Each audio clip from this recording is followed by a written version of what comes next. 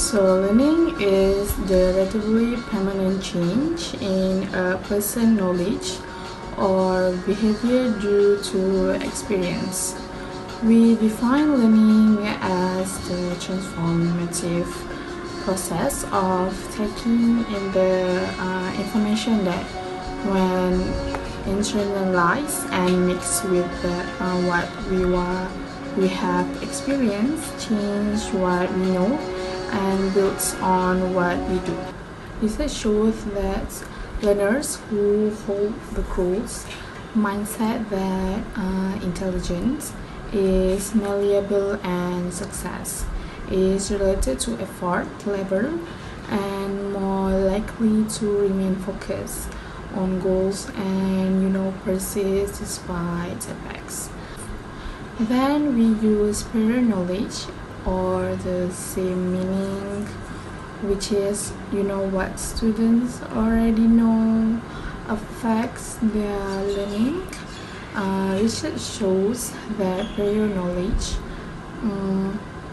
influence both conceptual growth and conceptual change in students.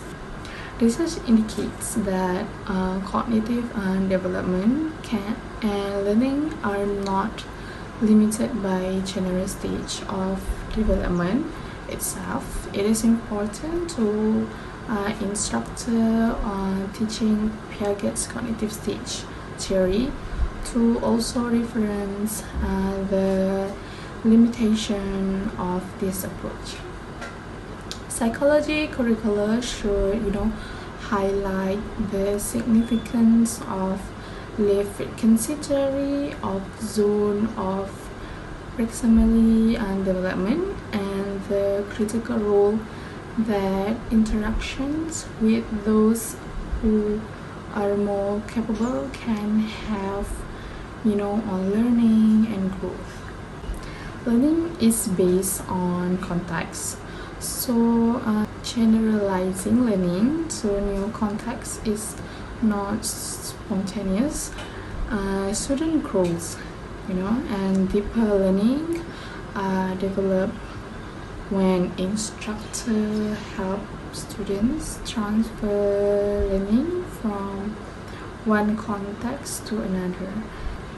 One method of developing this skill is to have students use their understanding of particular unit, generate potential solution for real-world problem. Lastly, practice acquiring long-term knowledge and skills is largely depend on practice. These principle details empirical based strategies that will help students more effectively encode learning materials into long-term memory. Hi, my name is Muhammad Mikael. Psychology. Psychology defines learning as a relatively permanent change in behavior brought by experience. Psychologists have always been fascinated to uncover the difference in learning and memory ability between each individual. One of the factors is the difference in intelligence. David Wechsler is well known for its Wechsler Adult Intelligence Scale, or known as WAIS, an IQ test that was designed to measure the intelligence and cognitive ability in adults and other older adolescents. Based on the research by the Department of Mental Disorder Research, National Institute of Neuroscience, National Center of Neurology, and Psychiatry, Tokyo, Japan, the result shows that neurostructural basis of WAIS through IQ and group in the size in the brain of healthy individuals. Secondly, the gender difference. Based on research conducted by Cornell University in Ithaca, New York, it shows that men participate more in an active learning course in science, technology, engineering, and math, while women reported lower perception of their scientific abilities, were more aware of gender identity, and more likely to feel judged based on gender. This research suggests that each gender have their own stereotypes in learning. Thirdly, the age difference. People often associate age with the decreasing capability in learning. There is even a scientific research that stated it becomes harder to learn around the age of 12 because chemicals in our brain change during puberty. However, there is a study that examines the relationship between certain aspects of the second language acquisition process and age. The experiment was administered to 200 children between the age of 6 to 15, and the result shows that older children score higher on the test. Other than that, learning style also play an important role in learning. There is a research related to learning styles by S. Darnis from Trilogy University, Jakarta. The research aims to obtain which learning style is better for the English-speaking classes through the communicative method. The results show that children with independent learning styles taught by communicative method achieve higher marks than not being taught with this method. Lastly, the memory capacity differences. This is the other aspect of memory that differentiates us individually. In other words, memory capacity is also known as memory span, based on the experiment conducted by the psychology students in Lagos State, Nigeria, where they investigated short-term memory and digit span among psychology students in a federal state university in Lagos State, Nigeria. The experiment is conducted on 42 students, 21 males and 21 females. They were given digit span to memorize between 2 to 4 seconds. The results show that there was no gender difference in recall of digit span numbers, and also there was a significant difference in recall of digit V-span number between the participants from the two universities. That's all from me. Thank you.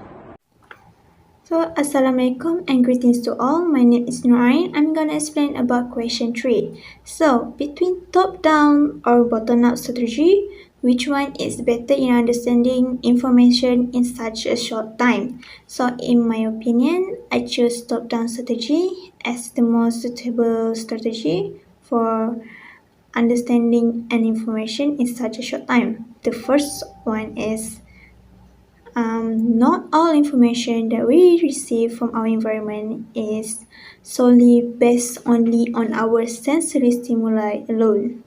Generally, top-down strategy is a process where we use context or general knowledge to understand what we perceive. On the other hand, bottom-up strategy is literally a process where our perception is entirely based on our sensory stimuli that our brain process together using only data from our senses. Then, the second point is top-down strategy help us to understand the information that we receive more faster. Top-down strategy help us to quickly understand about the sensory input which we take in while we interact with our environment. The third one is top-down strategy help us simplifying the way we comprehended our sensory perceptions by using mostly patterns. Based on the third point, top-down strategy will help us simplifying the way we comprehended with our sensory perception in our daily life. So, in our daily life, our environment is always busy with some never-ending sensory stimuli such as sights, such as smell, sounds, taste, and also physical sensation. So, top-down strategy help us simplifying how the way we comprehended the new information that we receive from our environment. Then the fourth is top-down strategy help us interpret the word that we hear more easily. Based on the fourth point, top-down strategy help us to interpret the word that we hear easily even though there are some background noises. So this is a process where we call it as phonemic restoration. And then the last point is top-down strategy help us to recognize words easily. Top-down strategy help us with words recognition. So basically, top-down strategy is referred to perception that is driven by cognition. So our brain will automatically apply what it knows and what it expects to perceive in something such as words which have missing letters.